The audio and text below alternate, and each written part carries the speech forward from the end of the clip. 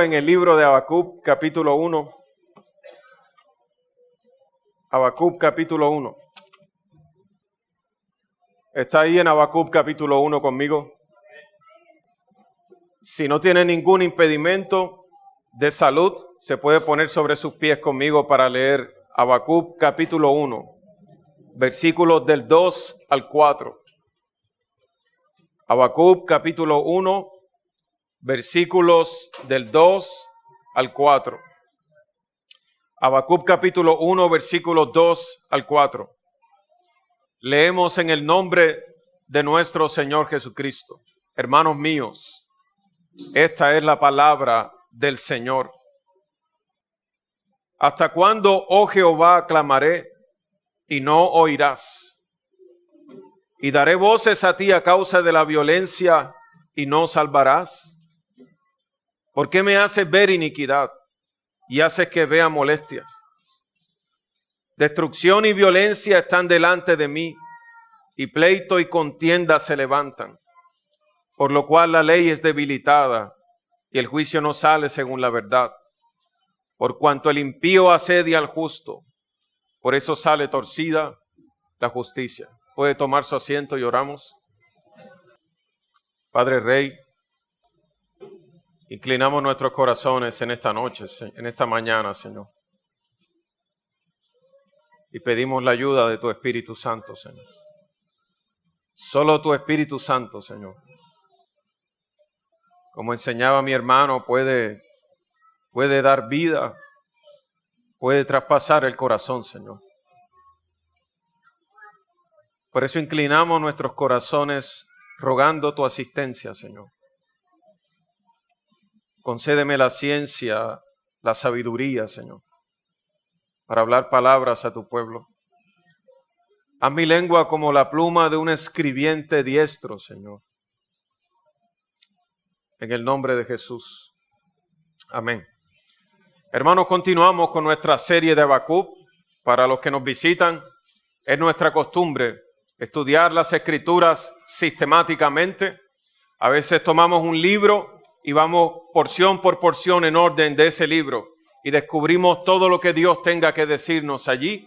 O a veces es un tema y vamos en una serie de temas que tengan el mismo hilo conductor. En esta ocasión vamos a estar los primeros 6 meses de este año en Habacuc y este es el segundo sermón. He titulado a mi sermón para hoy, ¿hasta cuándo, Señor? Una pregunta. ¿Hasta cuándo, Señor? Si se nos concediera una entrevista personal con Dios hoy, ¿qué haríamos?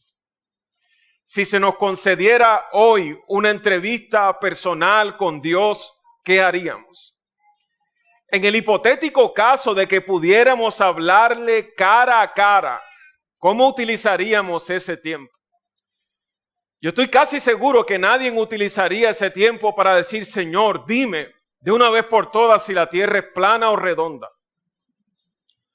Señor, dime de una vez por todas cuántas estrellas y galaxias existen en el universo. O en centímetros, cuál es la geometría exacta de tal o cual cosa, ¿verdad? Yo creo que todas esas preguntas estarían al margen en una audiencia con Dios. Creo que la mayoría de las cosas que surgirían serían preguntas. ¿Por qué permitiste tal cosa? ¿Por qué decidiste tal cosa? ¿Por qué lo permitiste así? ¿Por qué lo ordenaste de esta manera? Sería nuestra audiencia una lluvia de preguntas a cosas que naturalmente por nuestra finitud no tenemos respuestas inmediatas. Y no hemos de sentirnos siempre culpables por tener interrogantes, hermanos. Después de todo somos criaturas finitas que no pueden comprenderlo todo y que no pueden comprender siempre los designios de Dios.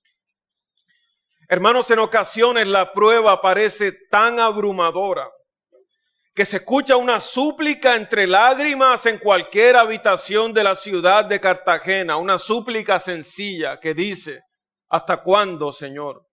¿Hasta cuándo? Puede ser una madre una abuela, una esposa o un padre que pregunta con toda honestidad, Señor, ¿hasta cuándo, Señor? Algunos autores han dicho que el aparente silencio del cielo es uno de los grandes misterios de nuestra existencia. En nuestro primer sermón vimos que la profecía de Habacuc es una carga sobre sus hombros. Tener que decirle a su propia nación los juicios que se avecinan supuso una carga pesada sobre los hombros de Habacuc.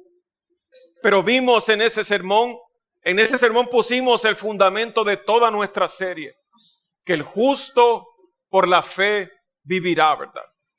Y que Habacuc como profeta nos trae, anticipando la destrucción que venía en sus días, él nos trae buenas noticias diciendo, aunque parezca que no hay esperanza, el justo por la fe vivirá. El justo levanta sus ojos a las promesas de Dios en días en que no aparece en el horizonte ninguna luz. Eso fue lo que estudiamos. Él escribió su revelación con el propósito de ayudarnos a vivir por fe en medio de tiempos difíciles. Ahora, este vivir por fe no es una postura sobreoptimista, como si el creyente no batalla con sus situaciones cotidianas y que a veces parece que estas situaciones se perpetúan y entonces el creyente levanta su voz al cielo diciendo, ¿hasta cuándo, Señor? La vida por fe no es una vida horizontal optimista. El justo que vive por la fe a veces se lamenta en la presencia de Dios por las pruebas diciendo, ¿hasta cuándo, Señor? ¿Hasta cuándo? La declinación de los últimos reyes de Israel en el contexto de Habacuc es lo que llevará al exilio y estaba destruyendo todo a su paso. El liderazgo de estos reyes, el liderazgo que nos enseñó el hermano José en el último sermón, un liderazgo petulante, ¿verdad? Un liderazgo basado en el orgullo propio. Reyes que no entendían que ser rey era ser siervo de Dios, buscando el honor de Dios y el bien del pueblo, sino reyes que sirvieron a su propia presunción, intereses, a su vida cómoda, a sus preocupaciones más egoístas. Este tipo de reinado estaba destruyendo todo a su paso. El otro tipo de reinado eran reyes que temían a los hombres más que a Dios. Y un hombre que teme a los hombres más que a Dios se verá en la necesidad de hacer cosas que no quiere hacer o que Dios no quiere que haga solo por temor de los hombres. Así que los reyes cobardes se sometían a cualquier situación con tal de salvar sus propias vidas. En ese contexto, ese desasosiego, esa situación insoportable es lo que causa el cuestionamiento de Habacuc. Habacuc describe esta situación con una palabra importante. En el versículo 2 él dice, ¿hasta cuándo, oh Jehová, clamaré y no oirás? Y daré voces a ti a causa de la violencia. En el versículo 2. En el versículo 3 él describe lo que ve como destrucción y violencia, pleito y contienda. Hermanos, destrucción, violencia, pleito y contienda, iniquidad y molestia, dice otra versión. Es lo que rodea a Habacuc. Es la situación que hace que él levante su clamor. Ahora, la violencia de la que aquí se habla, la palabra que allí se utiliza hace eco del desastre que ocurrió en Génesis capítulo 6, antes del diluvio. Hay una descripción que el autor hace sobre su propia generación. Yo leo para ustedes Génesis capítulo 6, verso 11, dice, y se corrompió la tierra delante de Dios y estaba la tierra llena de violencia. Aquí violencia no es solo violencia física, es un tipo de desencadenamiento de desobediencia contra la ley de Dios. Esta palabra jamás, violencia, es utilizada aquí para describir el caos de la sociedad, En el versículo 13 aparece otra vez. Dijo pues Dios a Noé: he decidido el fin de todo ser, porque la tierra está llena de violencia a causa de ellos, y aquí yo los destruiré.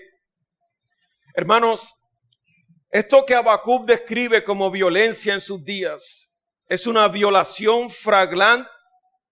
flagrante de la ley de Dios, que provoca que el hombre lastime a su prójimo. Lo que provoca el clamor de Habacuc es que el desastre social en el que él está viviendo es una cosa sin control. Parece que los hombres viven sin ley y las consecuencias de esa violencia se dejan ver en el texto, versículo 4. Por lo cual la ley es debilitada. La expresión la ley es debilitada es entendible para nosotros. La ley como la quintesencia de la divina voluntad, ¿verdad? La encarnación de la autoridad central con la cual la estabilidad social se mantiene. Si la ley de Dios es debilitada en una sociedad, si la ley que presiona, que regula a los hombres, que marca el horizonte, que delimita a los hombres, que los presiona, que los fuerza, que los hace temer, pierde su fuerza, lo que sigue de eso es el caos que Habacuc está mirando. Y ese caos de la ley debilitada, él lo expresa en palabras como el versículo 4. Por lo cual la ley es debilitada y el juicio no sale según la verdad. Cualquier parecido con nuestra realidad es coincidencia. Dos hombres van al tribunal y el juicio no sale según las pruebas del caso que se han presentado, sino según el que de los hombres más pueda pagar por ese juicio. El juicio no sale según la verdad. Hermanos, en una sociedad como la nuestra, la esperanza que tienen los pobres es poder ir a un juzgado y que un hombre juzgue como la imagen de la justicia con los ojos vendados, ¿verdad? La imagen de los ojos vendados de la estatua de la justicia, ¿cómo se llama la estatua? Recuérdame.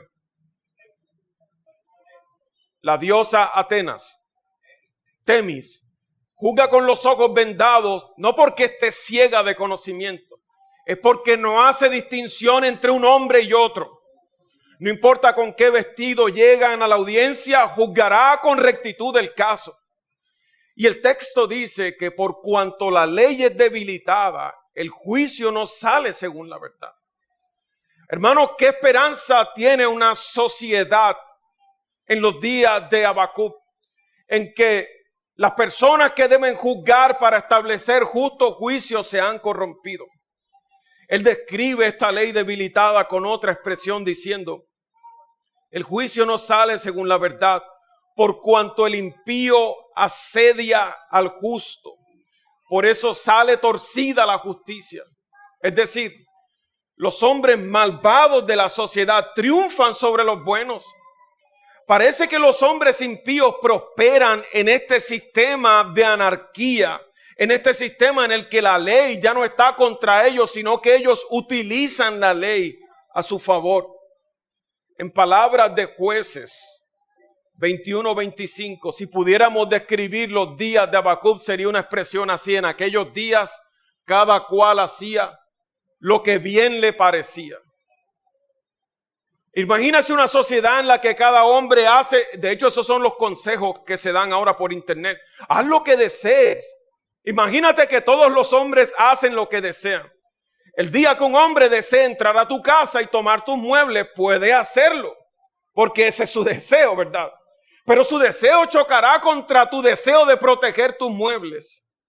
Y como no hay una ley que le diga al hombre que los muebles ajenos no se toman por la fuerza, entonces habrá caos, ¿verdad? Hermanos míos,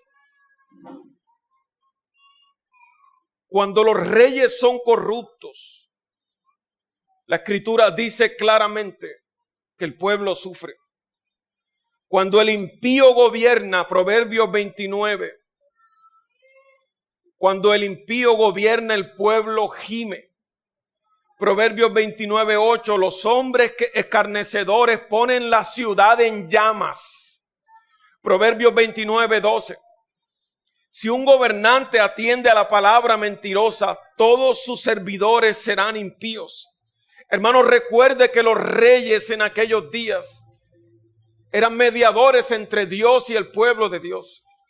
Ellos representan de alguna manera el oficio real del gobierno de Dios. Y si el hombre que representa el oficio real, la ley de Dios, con su corte se ha corrompido, ¿qué esperanza habría para la nación?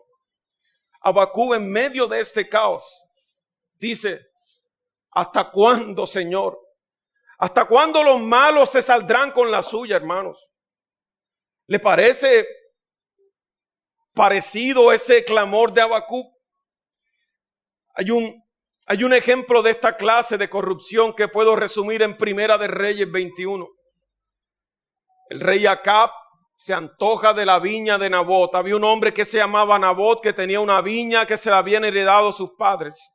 Y un día el rey se antoja de la viña de Nabot. Va donde Nabot le dice que no quiere venderla, que la viña es muy preciada para él. El rey, ¿sabe qué hace?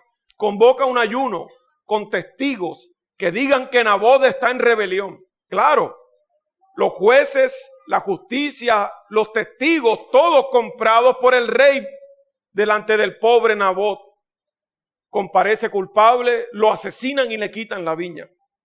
Eso parece un caso desastroso, ¿verdad?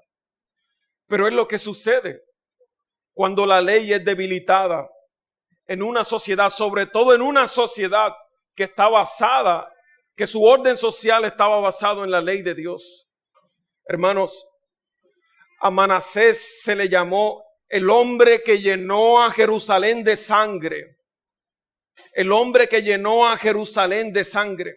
Lo que Habacuc está viendo con sus ojos es un desastre sin remedio y dice: Señor, ¿hasta cuándo? Esta es la situación que provoca la lamentación de Habacuc. Pero ¿cuál es el verdadero problema? Hermanos, si Dios fuera como los dioses del Salmo 115, que tienen boca pero no hablan, que tienen ojos pero no ven, que tienen orejas pero no oyen, que tienen manos pero no palpan.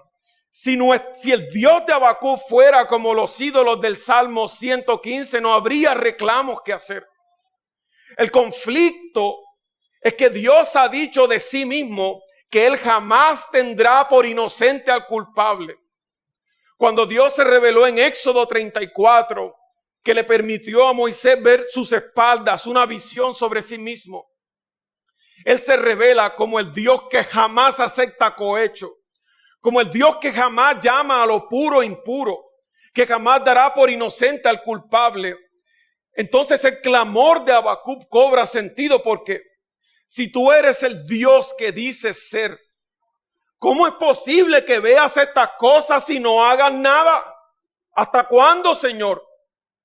Si Dios no fuera como Él dice que Él es, no tendría sentido.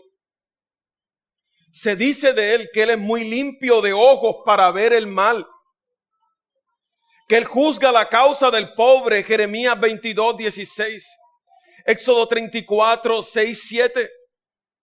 Él dice que Él escucha el clamor de los que lo necesitan. Pero si los que necesitan te claman y no hacen nada, Señor, ¿hasta cuándo? El cuestionamiento de Habacuc se enfrenta al silencio de Dios, mis hermanos. Porque si Dios es quien dice ser, y Habacuc está intentando que el bien de Dios venga sobre la sociedad, ¿por qué Dios no responde? ¿Hasta cuándo, Señor? Dice Habacuc. ¿Hasta cuándo? Hermanos, Habacuc enfrenta aquí el dilema que ha confrontado la fidelidad del pueblo de Dios en cada época. El dilema del aparente silencio indiferente de Dios. La oración que queda sin respuesta aparente, cuando lo que esa oración buscaba era el bien. Muchas veces el profeta ha regresado con un corazón para orar por la espantosa situación, pero nada cambia. Y él ha llegado a pronunciar cansado, con perplejidad frente al silencio de Dios, diciendo: ¿hasta cuándo, Señor? ¿Hasta cuándo? Hermanos, se nos ha enseñado que no debemos quejarnos. No te quejes de nada. Pero en ocasiones la Escritura revela la queja como una especie de lamento. Y esto también es parte de la fe. No te quejes de nada. Hermano, no estamos hablando del hombre que vive en la ciudad de los árboles, en la que cada hombre puede vivir con un árbol, pero a él se le antoja que él necesita los árboles de sus vecinos. Y le reclama a Dios diciendo, ¿por qué tengo solo un árbol? Y no tengo dos como tal. ¿O por qué no tengo un árbol semejante? No estamos hablando del hombre que se queja de vicio, que teniendo techo, comida, sustento y abrigo todavía reclama a Dios. No.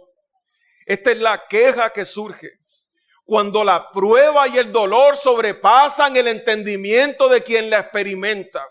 Entonces la queja aquí es una expresión de la fe según las Escrituras en forma de lamento diciendo, ¿hasta cuándo, Señor? ¿Por qué clamamos y no respondes, Señor?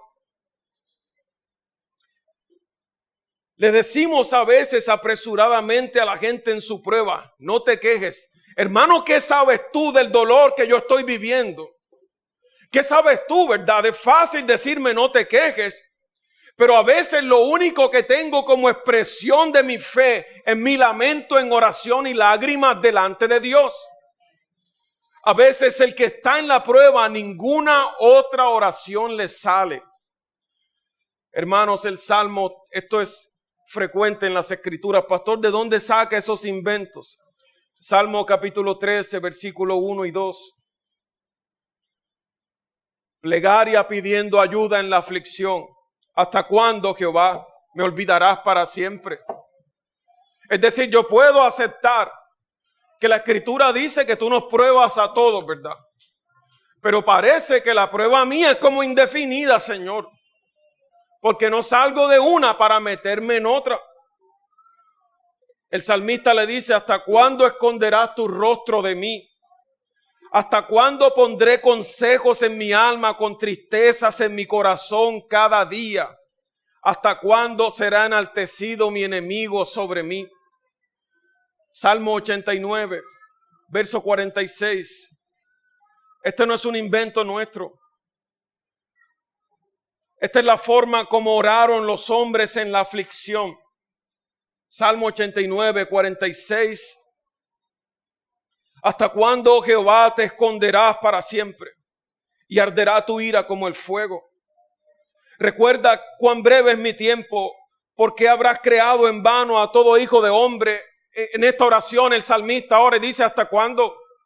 ¿Acaso tengo suficientes años para vivirlos todos en prueba? ¿No crees que es bueno que me vengan algunos días de aliento y que yo vea tu victoria sobre mis enemigos? Salmo 44, verso 24.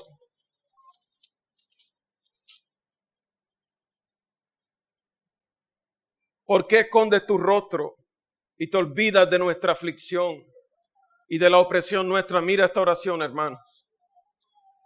El salmista ora en su lamentación y dice, ¿por qué, Señor? ¿Por qué escondes tu rostro? ¿Por qué las cosas suceden de esta manera? ¿Por qué te olvidas de mi aflicción como si no importara? Hermanos, podríamos seguir citando pasajes en el libro de Job 19:7, 13:24, pero el punto está hecho, ¿verdad?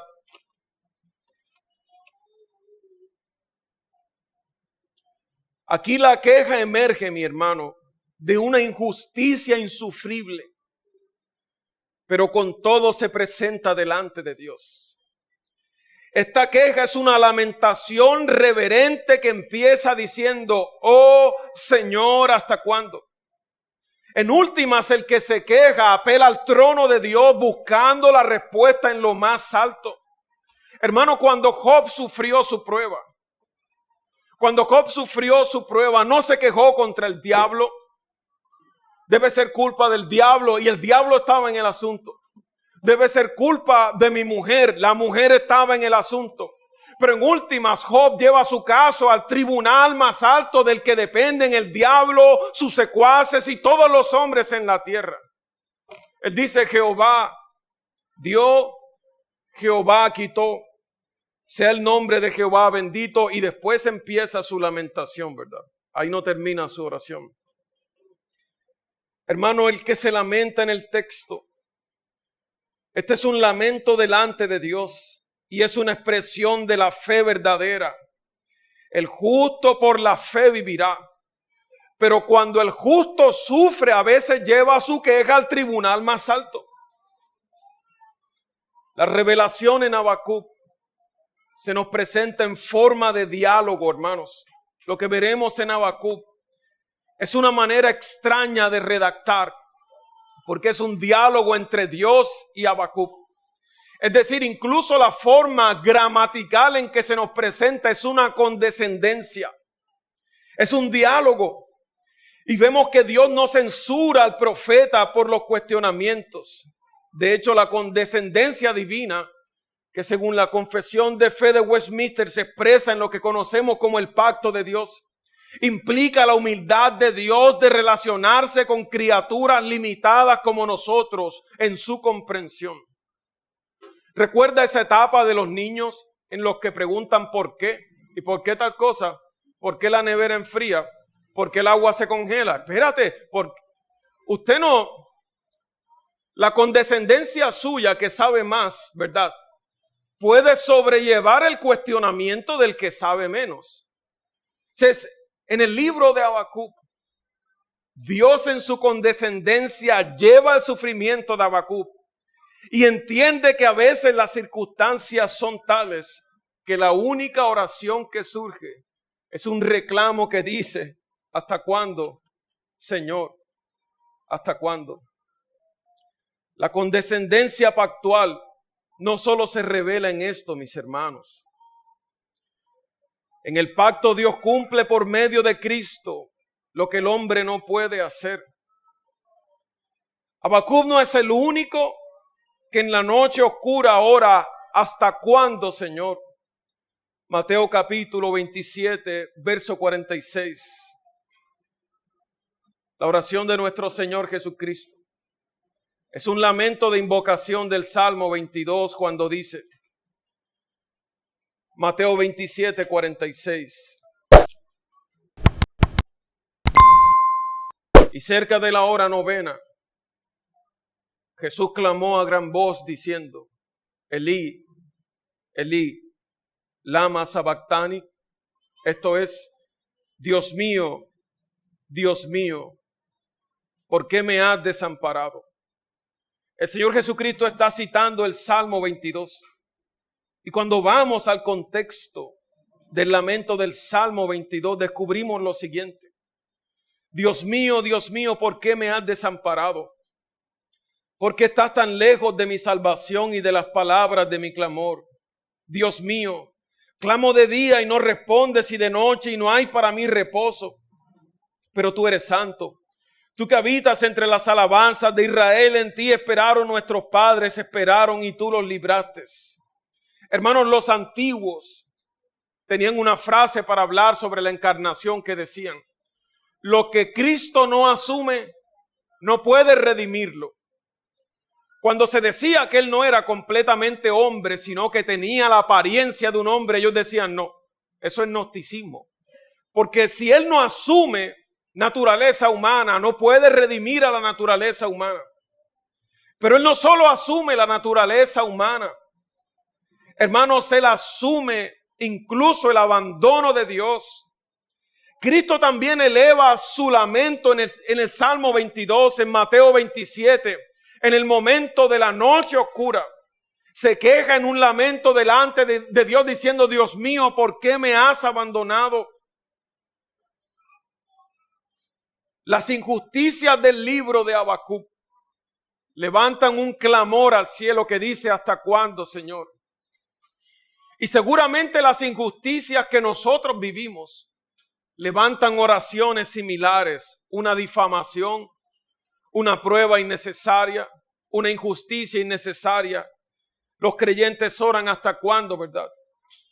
Hermanos, si alguna vez se ha cometido una injusticia, si alguna vez ha habido el ejemplo de una injusticia, ha sido la muerte del Señor Jesucristo. El único puro entre nosotros fue tratado como un cobarde y malhechor. El único que de entre nosotros no ha pecado fue colgado en la cruz como culpable.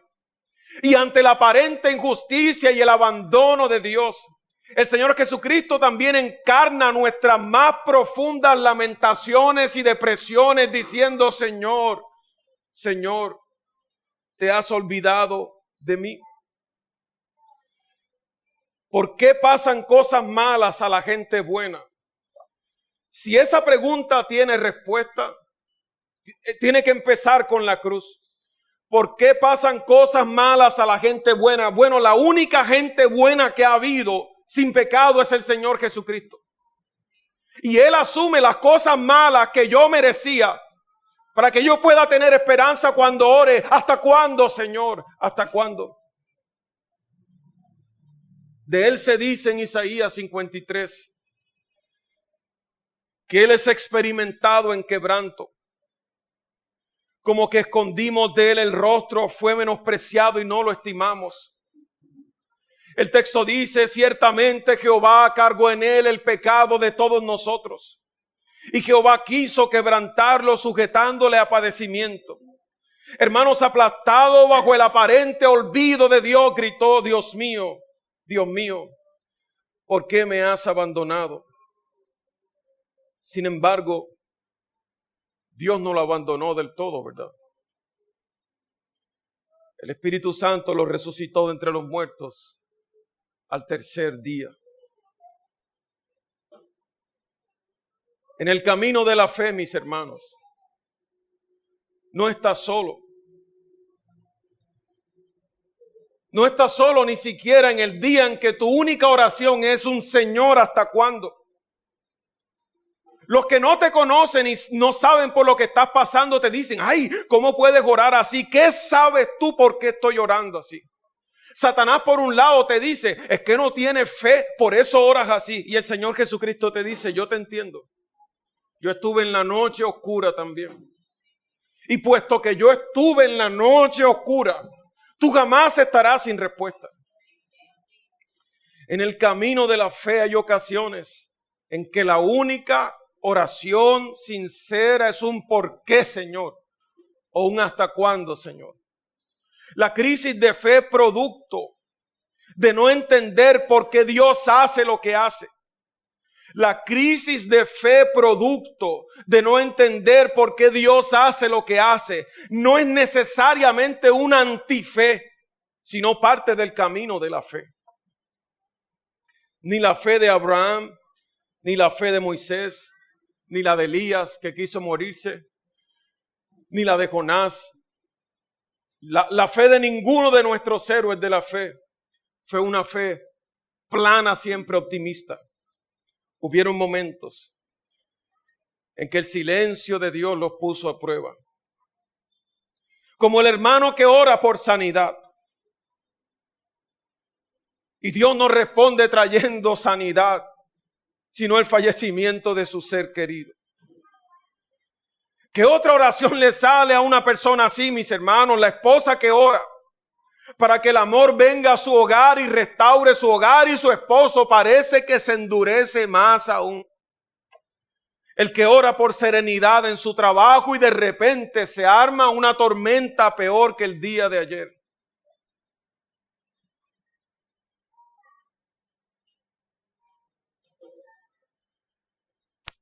¿Qué hacemos? ¿Qué hacemos, pastor? ¿Qué podemos hacer cuando el silencio de Dios parece que Dios nos ha abandonado? Hermanos, el creyente que espera en oración, aun cuando parece que Dios guarda silencio, verá la gloria de Dios. Yo voy a repetir eso. El creyente que espera en oración, aun cuando parece que Dios guarda silencio, verá la gloria de Dios. Ver la gloria de Dios no significa ver exactamente lo que estoy orando. A veces ver la gloria de Dios es que mientras oro y espero, el que cambia soy yo. Al que se le dan ojos para ver otras cosas es a mí mismo. A veces lo único que logra un tiempo de oración profunda no es la respuesta que yo esperaba, sino el cambio del que ora. El que ora llega a conocer a Dios más profundamente. ¿Qué hago, pastor? En principio, no estás solo. A veces una oración semejante aparece en mis labios, porque parece, aunque a veces a modo de meme, ¿verdad? Al principio de año tú veías los memes en el Instagram y que, Señor, este año espero que me saques de la lista de tus guerreros favoritos. ¿Alguien lo vio? Y que porque a los guerreros favoritos Dios les da las mejores batallas. Bueno, Señor, yo no quiero ser este año de los guerreros favoritos. Pero parece que siempre estás en la lista de los guerreros favoritos.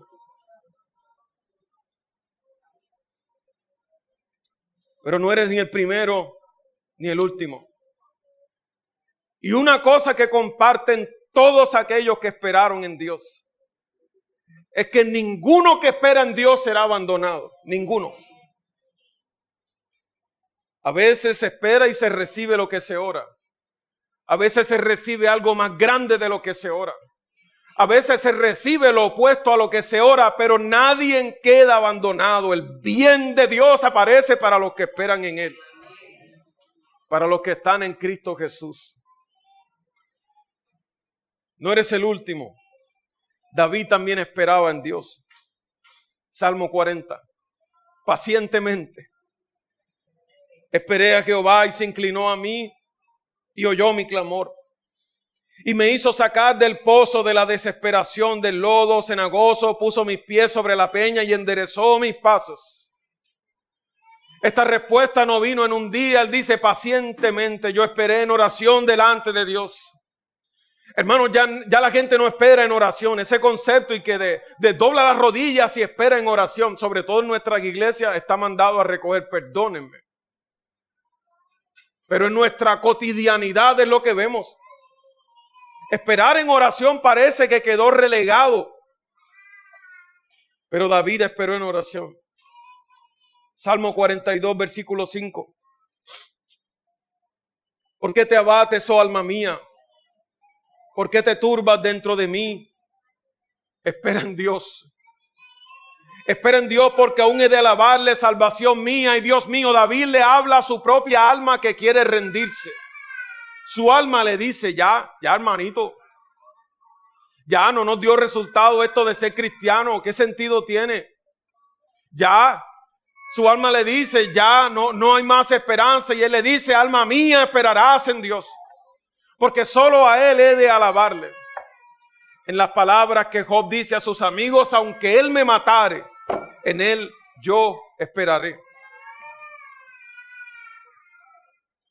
Salmo 43, 5. ¿Por qué te abates, oh alma mía? ¿Por qué te turbas dentro de mí? Espera en Dios, porque aún he de alabarle, salvación mía y Dios mío. ¿Hasta cuándo, Señor? ¿Hasta cuándo? Yo no lo sé. Yo no lo sé. Yo no sé cuándo termina tu prueba, hermano mío. No lo sé. Lo siento. Lo siento, quisiera saberlo, no lo sé. Una cosa sé. Una cosa sé. Que Dios no te ha abandonado. Una sola cosa sé, que estoy contigo en tu prueba. Yo no puedo ponerle fin a tu prueba, pero estoy contigo para orar por ti, para clamar por ti, para recordarte que los que esperan en Dios le verán. Hermanos, una aplicación más. Habacuc, al igual que Moisés, está puesto en medio de Dios y el pueblo, ¿verdad? Habacuc no está intercediendo por sí mismo. Él no está pidiendo un carro nuevo.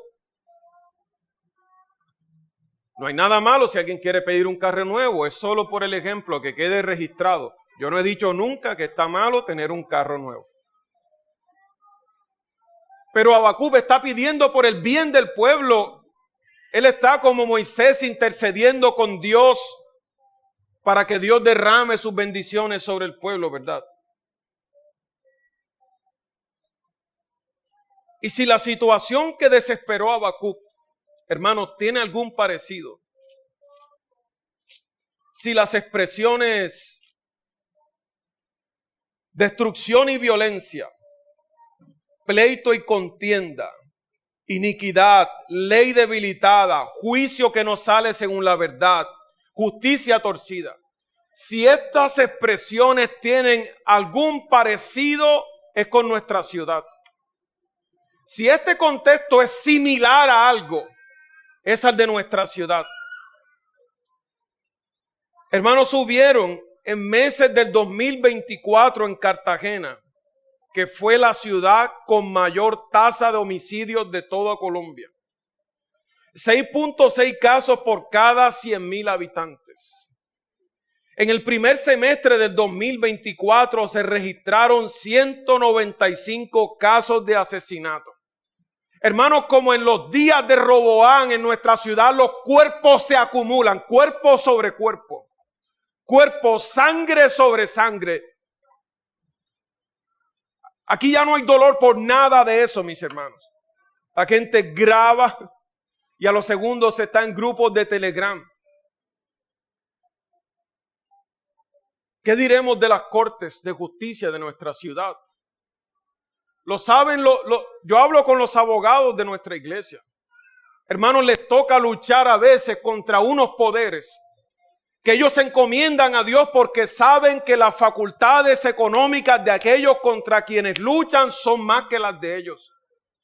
Ellos me dicen, pastor, solo que Dios me ayude, ganamos. Los contadores de nuestra iglesia lo saben. Soborno, cohecho se les ofrecen. Si alguna ciudad se parece a los días de Habacuc, es la nuestra. Sin embargo, ¿por qué nadie en esta iglesia está desesperado llorando como Habacuc? ¿Por qué nadie aquí está desesperado llorando, diciendo, poniéndose entre Dios y Cartagena, diciendo, ¿hasta cuándo, Señor? ¿Hasta cuándo permitirás que los hombres malos venzan a los buenos en nuestra ciudad? Yo no veo a nadie. Ay, que ellos se lo merecen.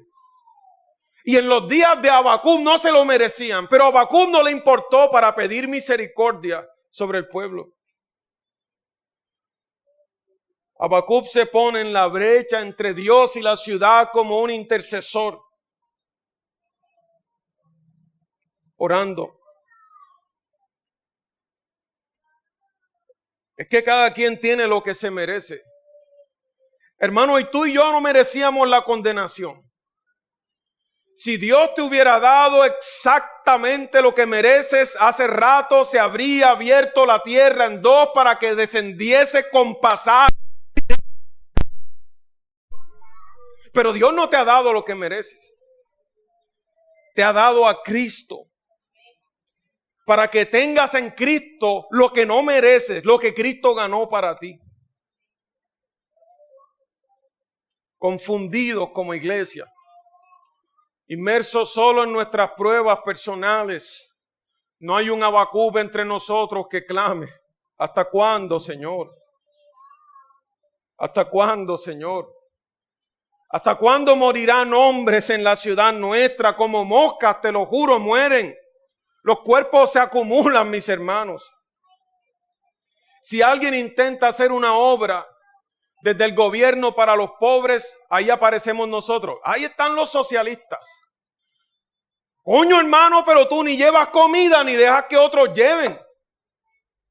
Si el empresario privado, capitalista, intenta hacer una buena obra llevando comida, dice, mira, eso es para lavar su conciencia, pero tú tampoco llevas.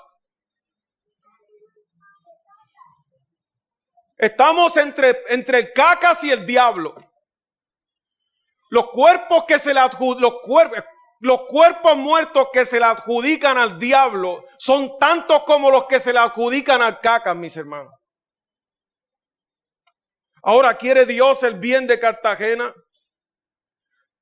Dios quiere el bien de tu ciudad. Ora por ella.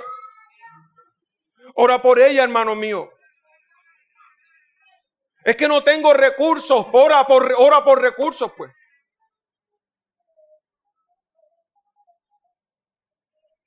¿Existirá alguien entre nosotros que ore por esta ciudad diciendo, ¿hasta cuándo? ¿Hasta cuándo? Quizás tú eres la esperanza de otro. Considéralo. Estás en una prueba dura, ¿verdad? Pero quizás allí en ese lugar donde estás, Dios te está enseñando para consolar a otros. Hermanos míos, pero como era de esperarse, Dios respondió a Habacuc. En el verso siguiente, Dios respondió a Habacuc. El hasta cuándo tenía un límite, como todas las pruebas de nosotros tienen un fin. Dios respondió. Pero si usted quiere saber lo que Dios respondió, tiene que venir el próximo domingo, mi hermano. Señor, te damos gracias esta mañana por tus palabras. A veces lo único que tenemos de oración sincera, Señor, son lágrimas, cuestionamientos. Hermano, ora, quizás tú estás bien, pero hay otros que no tanto, hermano. Ora. Señor, danos la fuerza para no desfallecer. Fortalécenos en el poder de tu fuerza, Padre. Padre, a los que sufren entre nosotros, Señor, pedimos hoy una provisión especial, una liberación especial de tu parte para ellos, Señor. Algunas pruebas parecen demasiado, Señor, para ser soportadas. Oramos. Padre, ayúdanos, Señor. ¿A quién iremos si solo tú tienes palabras que dan vida eterna, Padre? Padre, escúchanos, Padre. En el nombre de Jesús, óyenos, Padre. Por favor, escúchanos. Responde nuestras oraciones, Señor amado. Tú has dicho en tu palabra que ninguno de los que espera en ti será avergonzado, Señor. Trae sanidad sobre los que esperan en ti en su aflicción, Señor. Por favor. Abre provisión para los que están orándote, Señor, por un trabajo hace rato, Señor. Y no han visto la respuesta, Señor amado. Por favor. Abre camino para tu pueblo, Señor. Tú eres nuestra única esperanza, Padre. Levanta un Habacuc entre nosotros, Señor. Que se preocupe por la ciudad, Señor. En el nombre de Jesús te lo pedimos. Amén.